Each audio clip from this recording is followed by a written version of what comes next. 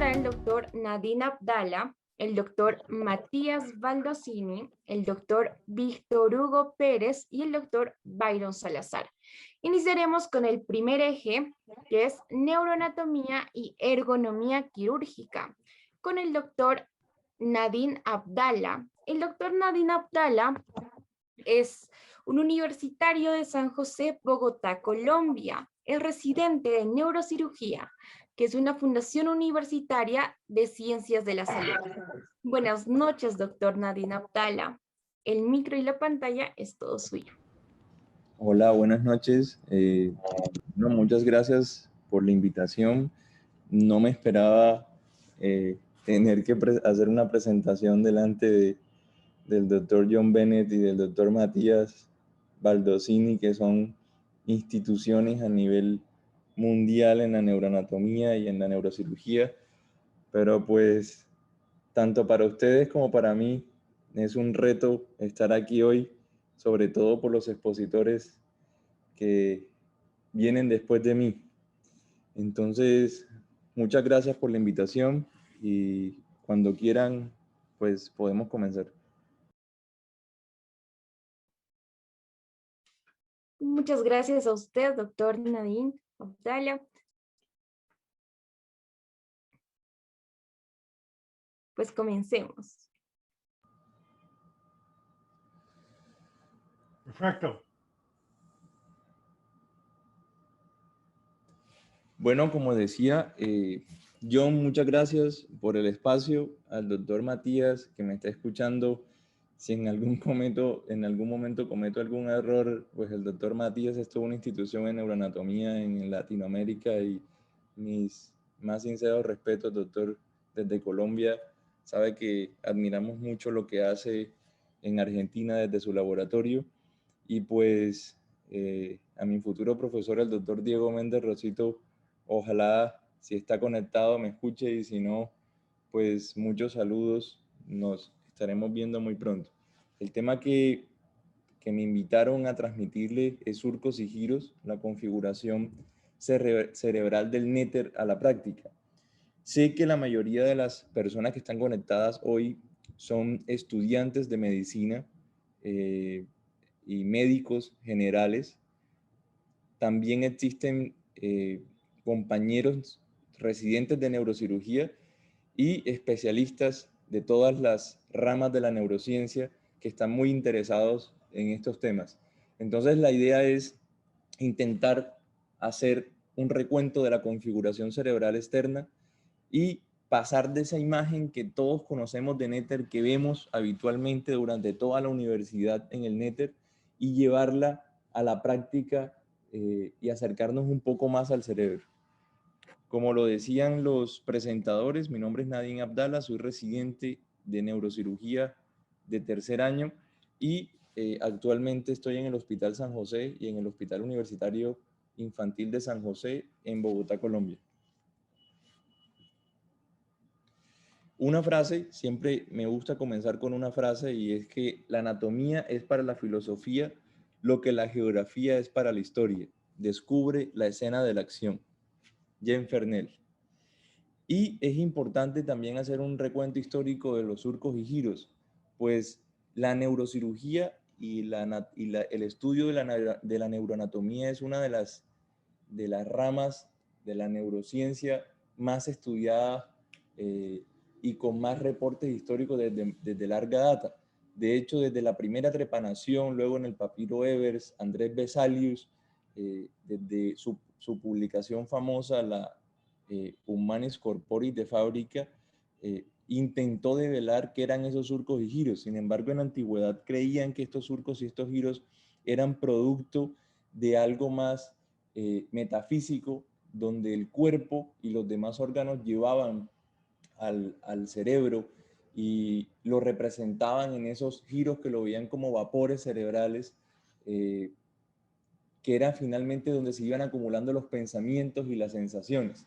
De hecho, las estructuras mediales del cerebro empezaron a representar en la teología y en todo el misticismo estructuras y partes de esos pensamientos dado que ellos creían que en las cavidades huecas del cerebro se guardaban los espíritus o el espíritu o los diferentes tipos de espíritus que hasta ese momento se creía que existieran. Pero realmente el doctor anatomista francés Louis Gratiolet fue el primero en hacer las primeras descripciones precisas sobre los lóbulos y darle los nombres que hasta hoy el día conocemos. Luego Paul Broca describió, digamos, intentó hacer una descripción detallada de los giros, de los surcos y los giros. Alexander Ecker y William Turner describieron los surcos en 1909 y es la primera descripción muy precisa que nosotros tenemos, la más reciente que tenemos pues de la era pasada, de nuestra era más bien, y finalmente los trabajos que ha hecho monumentales hasta el día de hoy y todavía sigue haciendo el doctor Guillermo Rivas y su hijo desde Brasil, pues hoy en día se consideran los trabajos que para nosotros los que estudiamos neurocirugías, digamos, es mandatorio leer, y personas como el doctor Matías y la Anatomy Committee de la World Federation of Neurosurgery, que se ha venido encargando de tratarnos de transmitir tanto la nueva denominación de los surcos y giros como en todos los webinars que han hecho durante estos años de pandemia, tratar de afianzar este conocimiento que ellos han podido acumular por años. No es algo fácil, por eso nosotros como neurocirujanos y ustedes como médicos y estudiantes, es válido que lo estemos repasando a cada rato. Como aspecto de desarrollo y evolutivo, estas dos imágenes son sacadas del libro del doctor Rivas. Como aspecto de desarrollo evolutivo debemos decir que desde la anatomía comparada, los surcos y giros son un doblez que sufre el cerebro a medida que ha ido evolucionando. Miremos que desde las estructuras más primitivas hasta los mamíferos, todas estas estructuras septales han ido evolucionando y se han ido especializando para poder darle al humano, a lo que hoy conocemos como humano, todas las facultades, las funciones mentales superiores, poder sumar, restar, multiplicar, tener sentido de la abstracción, poder saber hacia dónde ir, y finalmente la corteza cerebral también ha ido mutando con ellos o se ha ido mejorando para poder ir creando cada vez más giros y llegar a la especificidad que tiene hoy la corteza de nosotros, la corteza humana, y es poder sectorizar la función o la funcionalidad anatómica o esa anatomía funcional del cerebro en cada uno de los surcos y giros.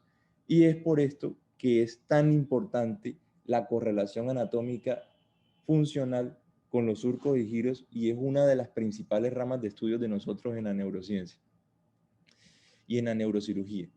Como definición anatómica general, para poder estudiar los surcos y giros debemos saber varias cosas del cerebro. Primero, que el cerebro se divide en dos hemisferios.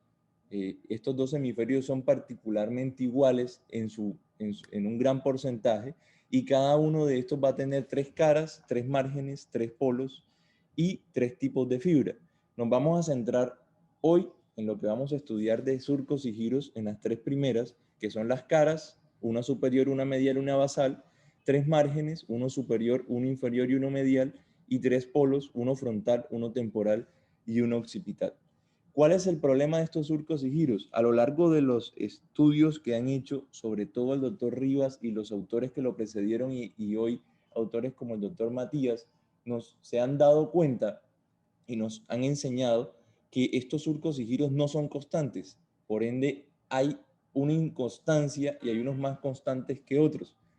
Esto desde el punto de vista anatómico, para la anatomía básica que debe saber un estudiante de medicina, no es muy representativo, pero para los neurocirujanos sí es muy representativo, dado que la vida del neurocirujano es la vida de relación con el cerebro. Y en la medida que pueda conocer el cerebro y las rutas que tiene el cerebro, podrá develar realmente cuáles son los caminos que lo van a llevar a la lesión o al sitio quirúrgico donde quiere llegar. Es por esto que es, digamos, casi que una costumbre de los neurocirujanos a lo largo de la historia seguir publicando acerca de surcos y giros y seguir mirando cuáles son más constantes que otros. Hoy se sabe cuáles son los más constantes, hoy se sabe cuáles son los menos constantes, pero digamos que en términos generales, para lo que vamos a tratar, no va a ser tan importante saber cuáles son los más constantes. Esta es la imagen que típicamente vemos en el libro de Netter. Es una imagen de un cerebrito normal con la que todos nos familiarizamos cuando pasamos por la Facultad de Medicina. Y luego nos presentan una imagen como esta. Y uno dice, bueno, y ahora no sé si cambió algo de aquí a acá. Pues realmente no cambió nada, solamente la posición del cerebro. Vemos que todos los rojos son arterias, los azules son venas, y vamos a encontrar que el cerebrito va a estar ubicado, posicionado encima de la base del cráneo, y va a tener una porción posicionada encima de la base del cráneo, de la fosa craneal anterior, y va a tener otra segunda porción encima de la fosa craneal media, y estas dos porciones van a constituir la mayor cantidad de volumen cerebral. Las otras estructuras que están en la fosa posterior, pues obviamente no las vamos a mencionar hoy. Y como se los decía, el cerebro tiene tres polos, un polo frontal, un polo occipital y un polo temporal. Esto va acompañado de los lóbulos cerebrales, que más adelante lo vamos a ver, y simplemente para mostrarle, esta es la línea media, aquí es la cara medial del cerebro, esta es la cara medial del cerebro, y como le decía, iba a tener tres caras, una cara de la convejidad o lateral, una cara medial, y íbamos a tener una cara basal, que es la que estamos viendo en la imagen de la derecha. Esta es la línea media del cerebro que divide los dos hemisferios cerebrales, y sobre la línea media cerebral o sobre el plano sagital, en una vista lateral, se va a insertar la hoz del cerebro de anterior a posterior. Importante saber que la hoz del cerebro, sobre este punto, casi que en el tercio anterior, casi llegando al lóbulo frontal, es más delgada. Por eso es que muy seguramente cuando les hablen de trauma craneoencefálico, de los tipos de herniaciones más adelante, se van a dar cuenta que las herniaciones subfalcinas solo suceden en este tercio anterior por la delgadez que sufre la hoz del cerebro en esta parte anterior. Y finalmente, volverles a recordar que tanto en las tres vistas, como lateral, medial y en la vista inferior, van a seguir existiendo los lóbulos cerebrales, y esta es la posición del cerebro vista desde abajo. Vamos a tener que este es el frontal, este es el temporal, y aquí esto va a descansar sobre la fosa craneal anterior y esto sobre la fosa craneal media. Hay una estructura muy importante para poder empezar a orientarnos en el cerebro, y es la fisura de Silvio. La fisura de Silvio es la fisura más constante que nosotros tenemos en el cerebro, y es una, digamos, una vía de acceso a muchas patologías neuroquirúrgicas. De hecho, es un corredor, o es el corredor más importante que tenemos para abordar sobre todo patologías que están en la profundidad del cerebro. Y lo vemos muy habitual, sobre todo en los videos que nos muestra el doctor Matías cuando va a glipar aneurismas, cuando vemos al doctor Michael Berger, que abre el valle de Silvio para poder llegar a un lobulito que está dentro de todo el valle, que se llama la ínsula. Pues esta línea que va de anterior a posterior y de abajo hacia arriba va recorriendo y va a dividir el cerebro en dos porciones, una superior y una inferior. Y ahora lo vamos a ver. Esa fisura de Silvio es muy importante porque esa fisura de Silvio descansa o divide prácticamente la fosa craneal anterior de la fosa craneal media, y además descansa sobre esta estructura en el cráneo que se llama ala del efenoide, va paralela a ella, no descansa. Pero es importante saber esto porque cuando veamos, cuando veamos la fisura de Silvio, desde una vista inferior, vamos a saber que va a comenzar lateral al quiasma, y de aquí en adelante va a emprender un recorrido hasta emerger en la convejidad del cerebro. Y esta lateralidad al quiasma le da dos problemas anatómicos que han enfrentado los que saben de anatomía realmente de una forma muy, digo yo, bastante complicada, pero a la vez sencilla. Porque ellos dividieron la fisura de Silvio en dos porciones. La más externa, o la porción esfenoidal, es una línea imaginaria que va por aquí, que va bordeando el ala menor del efenoide. Y la más interna, o la porción profunda, se va a encontrar en relación con todas las estructuras que que van contenidas en una cisterna que se llama cisterna silviana. Ahorita más adelante lo vamos a ver, pero básicamente para que lo tengan en cuenta, debajo la importancia real de esta primera parte de la fisura de Silvio, que no es como nos lo pinta Nether, que solamente es la porción externa que se ve, la línea externa que se ve en la convejidad del cerebro, no. La fisura de Silvio tiene dos porciones, esta que es la, digamos, la más profunda y luego la superficial que va en la cara. Y esta profunda va a tener a su vez dos divisiones. La esfenoidal, que es la que le acabo de decir, que va por aquí afuera, y la más profunda, que es la que va conteniendo la cisterna silviana. En un momento lo vamos a entender mejor. Aquí vemos una vista antero-posterior del cerebro. Aquí vemos el lóbulo temporal, el lóbulo frontal, y esto básicamente es como si estuviésemos viendo el cerebro de frente. Lo que hicimos fue voltear el cerebrito y vamos a ver que esto que está en azul, en amarillo, perdón, va a ser la porción más profunda de esa fisura de Silvio, y miren que es como una caverna que comienza lateral al quiasma óptico y se va dando la vuelta por unas estructuras que están más centrales al cerebro, más mesiales, y va a empezar a salir hasta emerger acá a la superficie cerebral. Importante de este pedacito de la fisura de Silvio que les quede a ustedes como estudiantes de medicina y médicos generales claros, es que esta fisura de Silvio, aquí en esta primera porción, contiene la cerebral media, la arteria cerebral media. Y además, en la porción más que está más proximal al quiasma óptico o a la apófisis clinoides anteriores, contiene un pedacito de estructura cerebral por donde se meten todas las arterias lentículo estriadas y van a ir a irrigar los ganglios de la base, ¿sí? Que son los que todos conocemos como ganglios de la base, y se va a llamar sustancia perforada anterior, que es esto verde que vemos aquí. Entonces, para recapitular simplemente, la fisura de Silvio tiene dos porciones, una interna que va desde lateral al quiasma hasta que emerge acá la convejidad del cerebro, y una interna que es toda la porción, digamos, que va acompañando la cisterna silviana en todo su recorrido y el recorrido vascular que también contiene la cisterna silviana. Entonces, esta es una vista ya lateral del encéfalo. Ya vimos que la cisterna silviana venía metida aquí adentro, pero la cisterna va a emerger. Y cuando emerge, la cisterna va a dar particularmente, va a salir aquí en el puntico rojo que estamos viendo, y va a empezar a dar unas ramas en la convejidad del cerebro. Y este puntico rojo es muy particular para nosotros los neurocirujanos porque se le conoce como punto silviano anterior. Y ese punto silviano anterior es como el centro de todas las demás divisiones de la fisura de Silvio, porque nos va a dar tres ramificaciones, una más anterior, una anterior hacia superior y una posterior. En el libro, o el doctor Rivas decidió llamarla una horizontal, una ascendente anterior y una posterior, o ascendente posterior.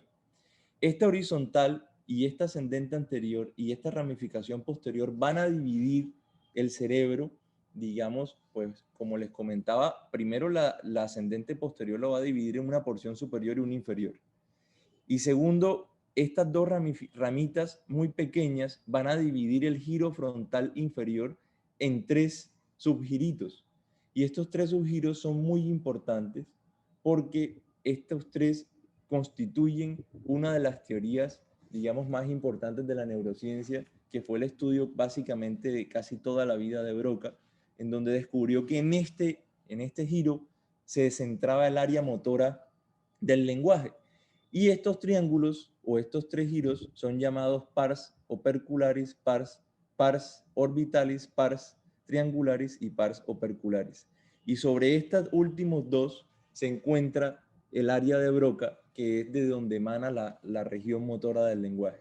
Finalmente, esta última rama va a ir a ascender hacia posterior y va a estar abrazada por un giro. Este giro se va a llamar supramarginal. Y por ahora solamente debemos saber que la fisura de Silvio da estas dos ramas hacia adelante, da una rama hacia atrás y está abrazada en la parte más posterior por este giro que se llama giro supramarginal. Pero entonces, ¿qué es lo que se ve al fondo cuando abren el encéfalo? ¿Sí? Esa es la pregunta que muchos nos hacemos y que no logramos entender cuando pasamos por anatomía. ¿Qué es esto que se ve al fondo? Entonces vamos a intentar a ver el fondo y luego ver la superficie. Y mire, esta es una imagen del libro de neuroanatomía del doctor Campero. Aquí vemos el fondo del encéfalo, vemos que están rechazados el lóbulo temporal hacia abajo y el frontal hacia arriba. Y vamos a ver que esto que está bordeado por estos tres colores se llama el lóbulo de la ínsula, que algunos neuroanatomistas no lo reconocen, pero es el otro lóbulo más cerebral. Y este lóbulo de la ínsula va a estar enmarcado en tres puntos principales, que son los puntos insulares, y va a estar bordeado por tres surcos, que son los surcos limitantes. Entonces, cada punto y cada surco va a corresponder al nombre respectivo. Este es el surco limitante de la ínsula superior, el surco limitante posterior y el surco limitante anterior. Y la ínsula va a estar dividida en su parte central por el surco central de la ínsula y va a contener a cada lado de la ínsula unos giros. Los que están por delante del surco central de la ínsula los vamos a llamar giros cortos y los que están por detrás del surco central de la ínsula los vamos a llamar giros largos. Ahora bien, volvamos nuevamente a la cara lateral del encéfalo, que es como si le quitáramos esta valva cerebral a los dos hemisferios, a los dos lóbulos y los dejáramos nuevamente como los estábamos viendo en la vista pasada. Y volvemos nuevamente a la misma imagen, ¿sí? Este que es la fisura de Silvio que todos conocemos, las dos ramitas que hablábamos que daba hacia adelante y vamos a ver que esta fisura de Silvio ya sabemos que divide el cerebrito en una región superior y una región inferior. Ahora, ¿cómo llega el libro de Netter a lo que todos conocemos? Pues básicamente lo que les quiero mostrar es que esta línea punteada hasta este punto representa la fisura de Silvio. Pero de ahí en adelante nosotros solo sabemos que está la fisura de Silvio y nos perdemos. Pues conocemos que una segunda fisura muy constante, pero que se ha encontrado también que varía su constancia, es el surco central o la fisura rolándica. Y este surco central va a empezar a dividir, además del silviano, al cerebro en una región anterior y una posterior. Entonces ya sabemos que la silviana lo divide en una inferior y una superior, la central en una anterior y una posterior, y ahora, luego los anatomistas se dieron cuenta que esta porción tenía que estar dividida de otra porción posterior que cumplía otras funciones importantes.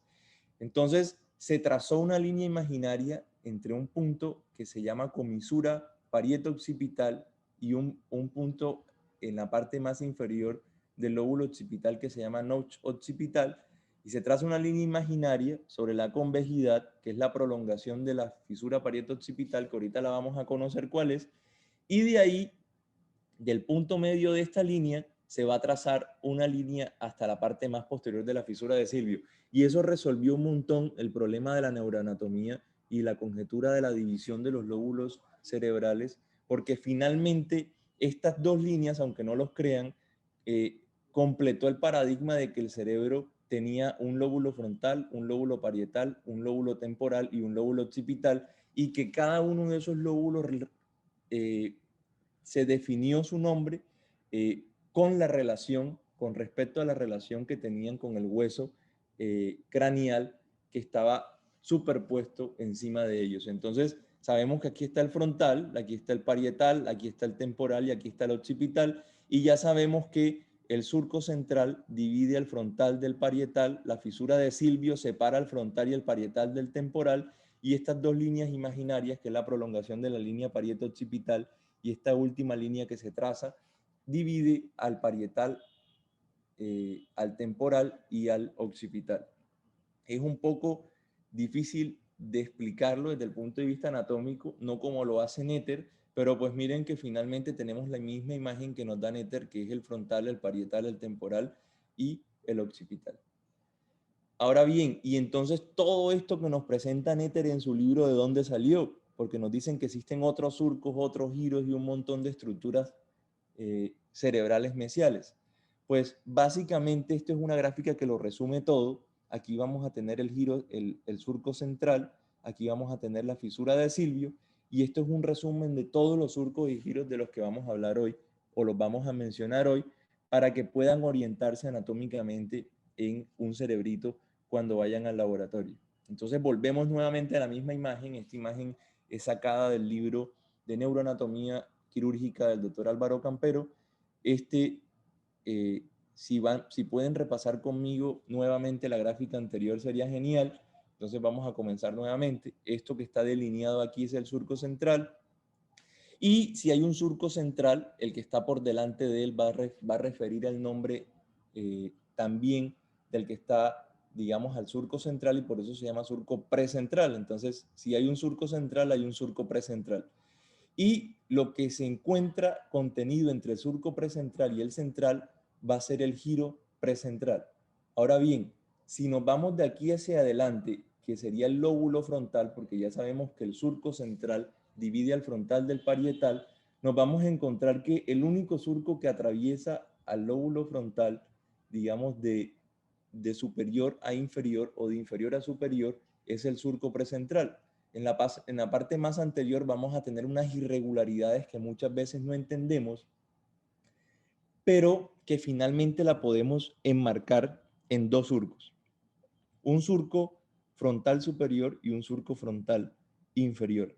Y ese surco frontal inferior y ese surco frontal superior resolvió mucho la anatomía del lóbulo frontal, porque finalmente nos hizo saber que existía un giro frontal superior que queda por encima del surco frontal superior, que existía un giro frontal medio que está contenido entre el surco frontal superior y el surco frontal inferior, y que existía un giro frontal inferior, que fue el que le mostraba ahorita, que delimitaba también o tenía contenido en ella las otras dos ramas de la fisura de Silvio. Entonces, en ese orden de ideas, sabemos que el lóbulo frontal comienza del surco central hacia adelante, o del polo frontal hasta el surco central, y que va a contener el giro precentral y estos tres giros frontales que son el superior, el medio y el inferior. Ahora, si vamos hacia atrás del surco central, nos vamos a encontrar con esta estructura que va a estar contenida entre el surco central y el surco postcentral. Entonces, si hay un surco central, había un precentral, que era este verde claro, y ahora mostramos el postcentral, que ese es este recorrido que hace este surco, que está por detrás del surco central y que contiene entre el surco central y el surco postcentral a el giro postcentral. Y este giro postcentral y este giro precentral son muy importantes porque constituyen digamos, uno de los mayores descubrimientos de la anatomía funcional, y fue que en estos dos se enmarca toda la anatomía funcional y motora de los seres vivos. Sobre el giro precentral se va a enmarcar toda la región motora primaria, y sobre el giro postcentral la región sensitiva. Y ahorita lo vamos a ver cómo está organizado. Ahora bien, el lóbulo parietal no fue tan fácil definirlo como el lóbulo frontal, y se encontró que el lóbulo parietal estaba dividido, ¿sí?, por un surquito muy pequeño que va hacia la parte posterior, que se llama surco interparietal, y que lo va a dividir en un lóbulo parietal superior y en un lóbulo parietal inferior. Los estudiosos de esto, como el doctor Campero, el doctor Roton y todos los neuroanatomistas, han estado de acuerdo que en la mayoría de los casos, o más de un 50%, o menos de un 50%, perdón, se encuentra este surquito que está aquí, que se llama surco inconstante de Jensen.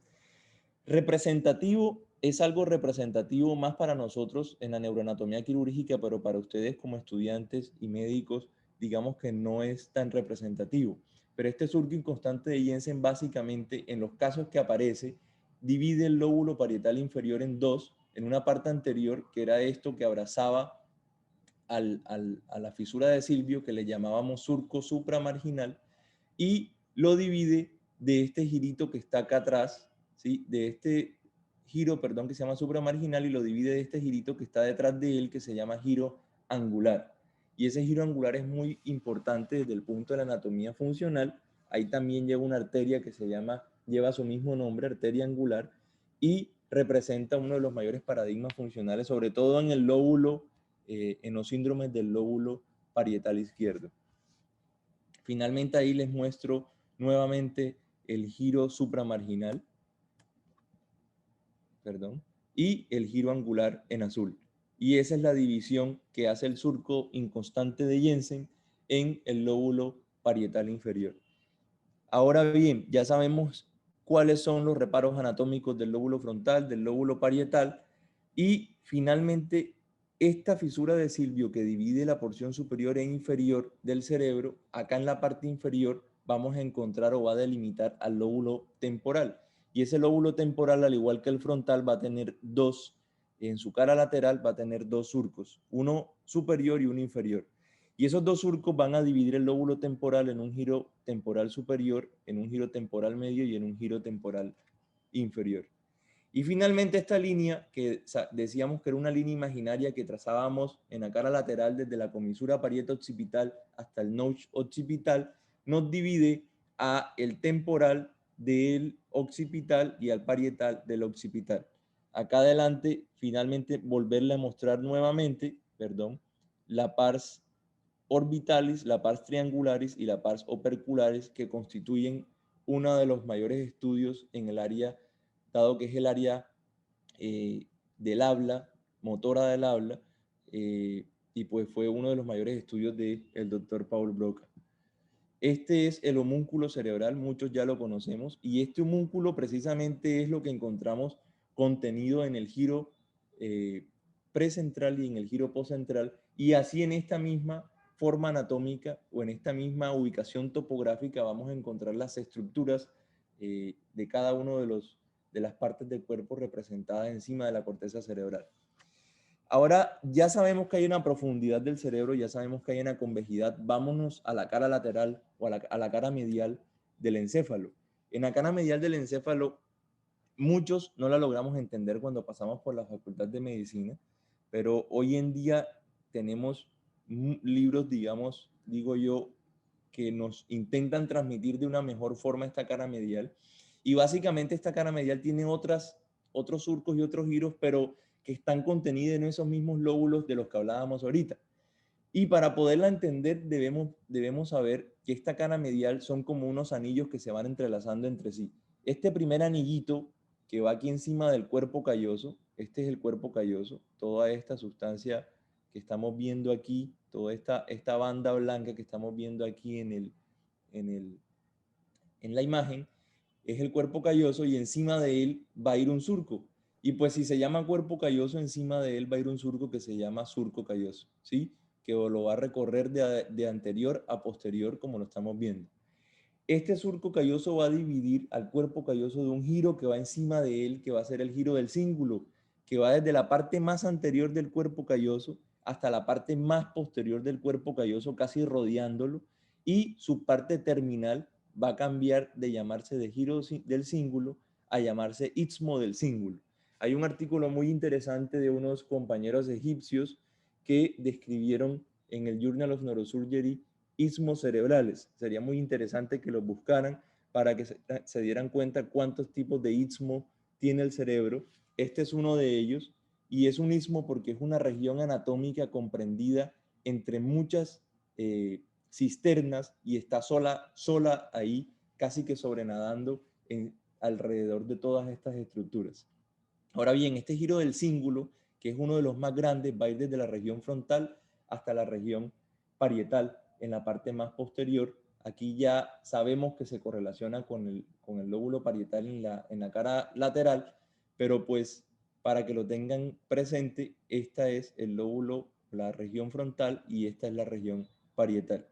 Y este giro del cíngulo también va a tener un giro que va por encima de él, que va a ser un surco que va por encima de él, perdón, que va a ser el surco del cíngulo, y es el surco del cíngulo, al final va a tener tres ramitas. Y estas tres ramitas se correlacionan por acá adelante con dos surcos importantes y delimitan en la parte posterior del encéfalo, en su cara lateral, un lobulito muy importante, ¿sí?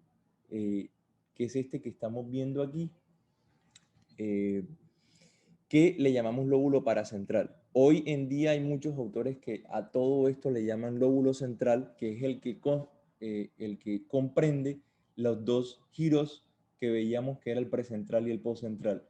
Y estas tres ramitas finalmente van a contener el giro paracentral y van a dividir la cara lateral en esta primera ramita, por ejemplo, que se llama surco paracentral, va a contener en la parte más anterior, va a dividir al lóbulo paracentral del lóbulo frontal.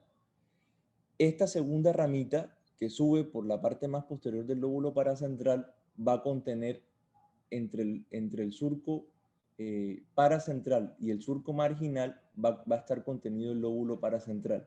Y esta última ramita, que se llama surco subparietal, va a dividir la cara lateral a este punto este va a ser la prolongación del giro parietal, ¿sí? En la cara lateral superior, y finalmente de aquí hacia abajo va a ser el giro del cíngulo. Ahora la parte frontal es muy fácil porque este va a ser el giro frontal superior, pero finalmente este giro frontal superior, cuando está llegando a la parte más inferior del encéfalo, que ya no va a ser giro frontal superior porque no se correlaciona con ninguno de los giros frontales en la cara lateral, va a empezar a convertirse en unos giritos pequeños. Estos giros se llaman giros rostrales y van a terminar llegando toda esta zona que se llama zona o giro paraterminal, en donde existen unos núcleos septales como el núcleo ambiens, que es otra estructura anatómica importante y es uno de los centros dopaminérgicos más importantes del cuerpo humano. Entonces, ahora solo quiero mostrarles nuevamente todos los lóbulos. Esta es la cara lateral o la cara mesial del encéfalo. Nuevamente vemos el lóbulo frontal, el lóbulo parietal, el lóbulo occipital. Aquí vemos, miren el giro del cíngulo, cómo se ve más o mejor delimitado que el que veíamos anteriormente. Y miren cómo, lo que les decía, cómo se ve dividida la región frontal. Aquí está invaginado de una vez la porción del giro prefrontal y no hacen la división de la que hablábamos de este pedacito del lóbulo que llaman paracentral. Y finalmente vamos ahora a recorrer la cara basal del encéfalo. Y esta cara basal del encéfalo también, como lo veíamos, va a tener una porción más anterior, perdón, que va a ser la frontal. Y esta frontal es como si volteáramos el encéfalo y viéramos solo la partecita de adelante. Y esta región frontal, en la parte más adelante, en su cara más inferior, va a tener todos estos surcos que cuando uno los mira desorganizados, uno dice, wow, no entiendo cuáles son, pero si uno mira esta imagen muy didáctica, ya divididos, va a tener un giro de medial a lateral, un giro recto, va a tener un giro orbitario medial, va a tener un giro orbitario anterior y va a tener un giro orbitario lateral y uno posterior. Esto va a constituir una H, para que se lo aprendan, que es esta que está delimitada aquí, y cada una de estas H's es otro surco muy importante del encéfalo que va a dividir esa cara basal en esas 4 giritos más el giro recto que lo podemos encontrar en la parte más lateral. Voy un poco más rápido porque sé que se me está acabando el tiempo. Finalmente que quiero mencionarles un lóbulo que nos falta, que es el lóbulo temporal. Y el lóbulo temporal es muy difícil, dado que es un lóbulo que contiene muchas estructuras importantes. En nuestro servicio hemos creado esto con la ayuda de un profesor o instructor de neuroanatomía y además neurocirujano, el doctor William Cortés. Diseñamos algo que se llama la neuroanatomía del lóbulo temporal y quisimos representarlo como esta pirámide. Ya Yazarguil lo había hecho de una forma más, digamos, menos esquemática y el doctor Evandro también. Simplemente es una modificación, no es algo que nosotros nos hayamos inventado, pero el lóbulo temporal es básicamente como una pirámide. Tiene una parte, una cara anterior, tiene una cara lateral, tiene una cara posterior, tiene una cara inferior o basal, tiene una cara medial que constituye todo otro capítulo de neuroanatomía que se llama la región temporal mesial y tiene una cara superior.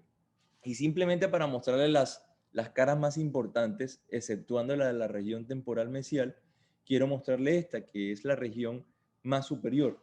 Esto es como si hubiésemos cortado el cerebro, el lóbulo temporal nada más, y aquí estamos viendo la cara superior del lóbulo temporal, es decir, la que estábamos viendo aquí en rojo. Y en la cara superior nos vamos a encontrar unos reparos anatómicos importantes. Esto que ven en azul se va a llamar el planum polae, ¿sí? Que es la parte más anterior del temporal, y la parte más posterior del temporal se va a llamar el planum temporal o temporal.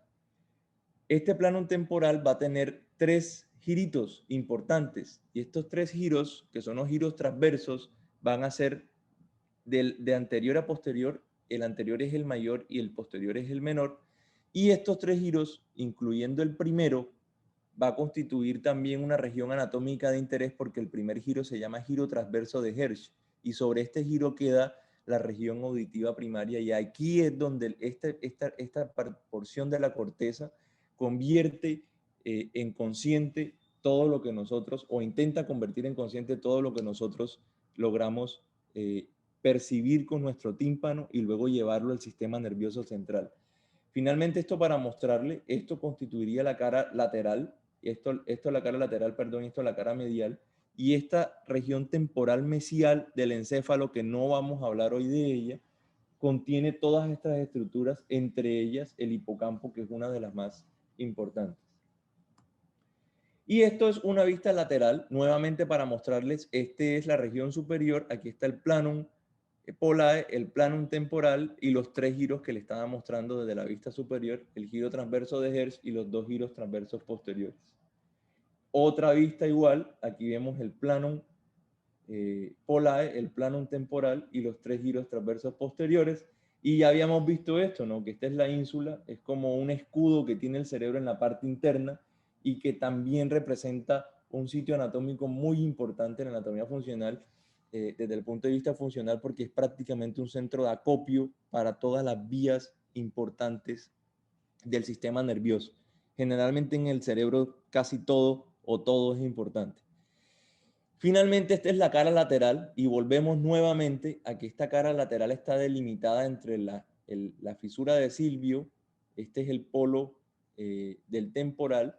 Esta es, digamos, una línea que va acompañando a la base de la fosa media, pues, y está comprendido aquí entre la fisura de Silvio y la fosa media el lóbulo temporal, dividido por estas 2 líneas imaginarias también, o la prolongación, como lo llamábamos, de la parieta occipital hasta el notch occipital, que finalmente divide la porción posterior del lóbulo temporal.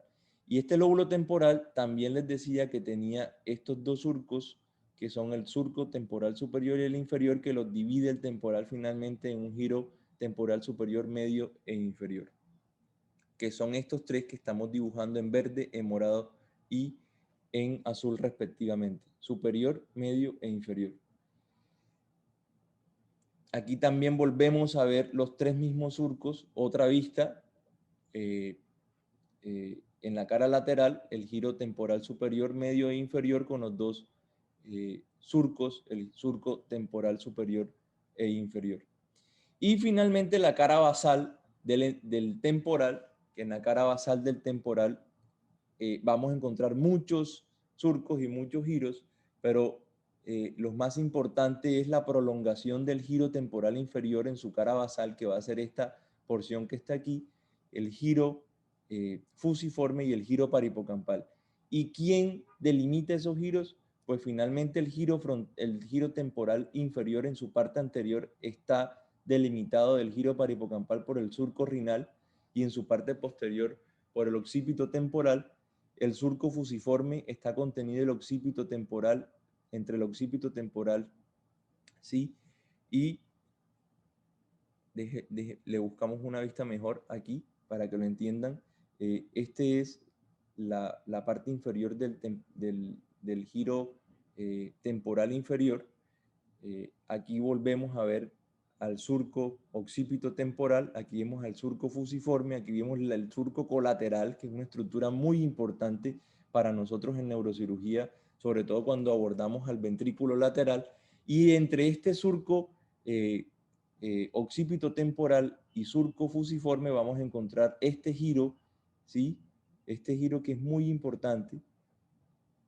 Y luego, entre la parte más interna, después del surco colateral, vamos a encontrar el giro parahipocampal.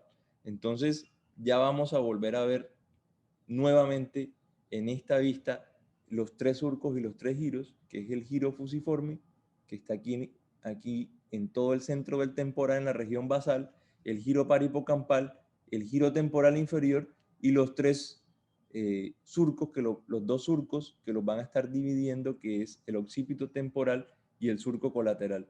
Entonces, les repito, el giro temporal inferior en su cara basal, el surco occipito temporal, que va a dividir el giro temporal inferior del giro fusiforme, y en la parte más anterior va a estar el surco rinal, que va a dividir el giro temporal inferior del giro parahipocampal, y finalmente el giro fusiforme, que va a estar contenido entre el surco colateral y el surco occipito temporal.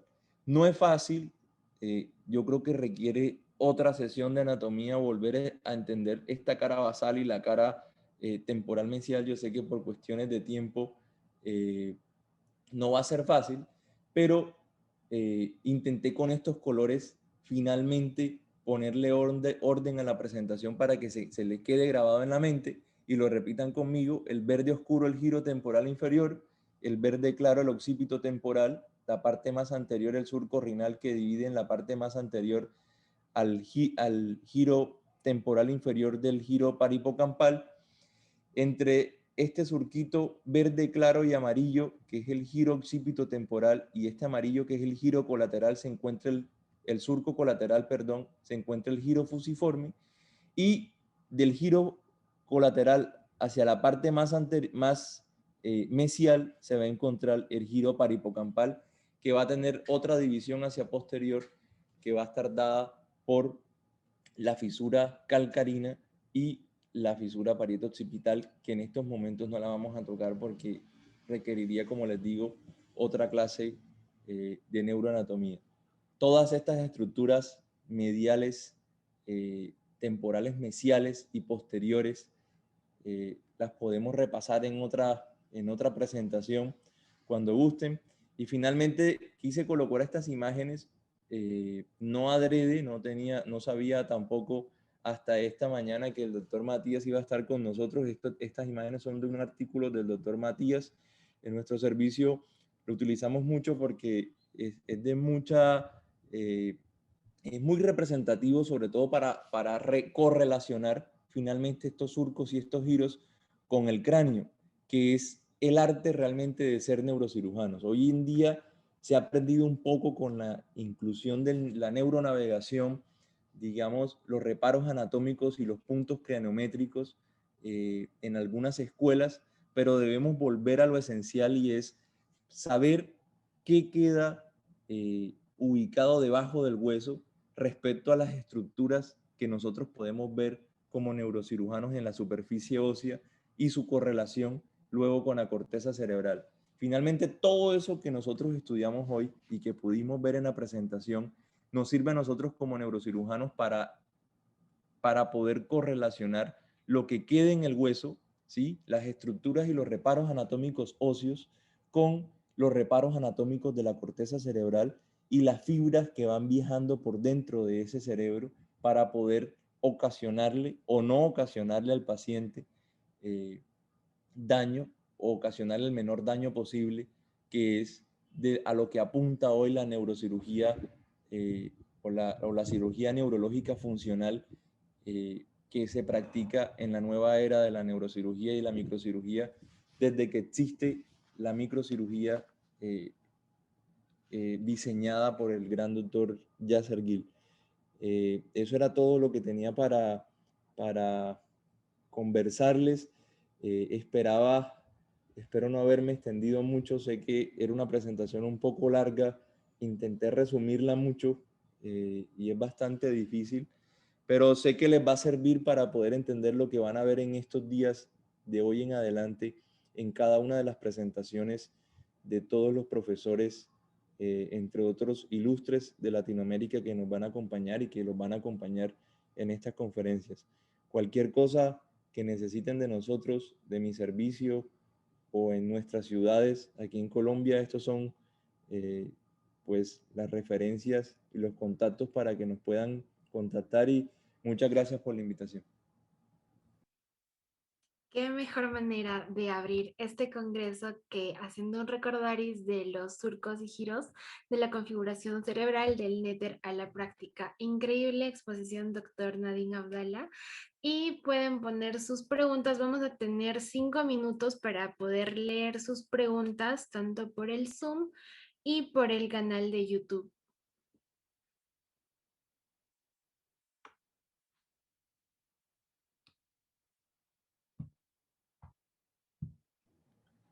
Parece que Tenemos un quedaron mudos. comentario. Tenemos un comentario de Laura Giraldo y dice, la lesión del cuervo frontal para la demencia frontotemporal me causa mucha intriga. Actualmente, teniendo en cuenta que la lobotomía frontal es muy invasiva, se usan las terapias eléctricas sobre lobotimas parciales. Creo que se refería a lobotomías.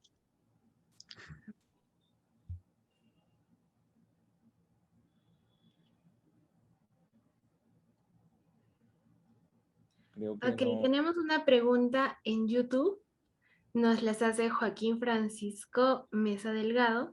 Buenas noches, doctor. Gracias por la excelente ponencia. ¿Cuál es la región o giro que se encuentra más cercano desde su superficie al sistema ventricular?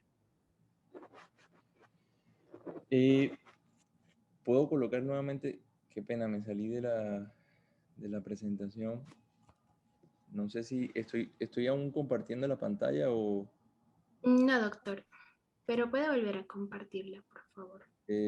Sí, porque lo puedo decir, pero digamos que es una pregunta que de pronto los estudiantes de medicina que están no la van a comprender mucho. Pero fíjense que para la mayoría de los libros, el giro frontal medio es el giro que se posiciona encima del cuerno frontal. De hecho, el punto de Coger, que es una de las tomas ventriculares, apunta a que el punto de Coger debe ser posicionado en una línea que se llama línea pupilar medial, lateral al centro a la línea media craneal o a la sutura sagital, que más o menos la medición más o menos son 2 centímetros lateral a ella, y eso apunta a que la ventriculostomía, que es una técnica que utilizamos, el posicionamiento de un ventrículo, de un catéter ventricular hacia el cuerno frontal, sea a través de el surco frontal superior para poder llegar a caer encima del cuerno frontal del ventrículo lateral. Así que yo creo que en la mayoría de los textos he encontrado que es el surco frontal medio el que se posiciona por encima del cuerno frontal del ventrículo lateral, y el surco frontal inferior que se correlaciona directamente en la cara lateral con él.